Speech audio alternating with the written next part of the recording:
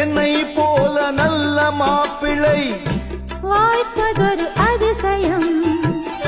என்னை நீயும் ஏற்றுக்கொண்டது பாவையன் பாக்கியம். நெடுநாட்கள் எங்கும் ஏக்கந்தான் இந்நாள் இங்கு தீர்ந்தது. இல்லையா பின்ன மங்கை செய்த பூர்வ புண்ணியம் மன்னன் வந்து சேர்ந்தது. ஓச்சுடா உன்னை பார்த்து நான் சொக்கி போகிறேன். கட்ட பொம்மன் பேரா கட்டி கொள்ளு ஜோரா. அடிக்குது குளிரு என்னை மடக்குது தளிரு.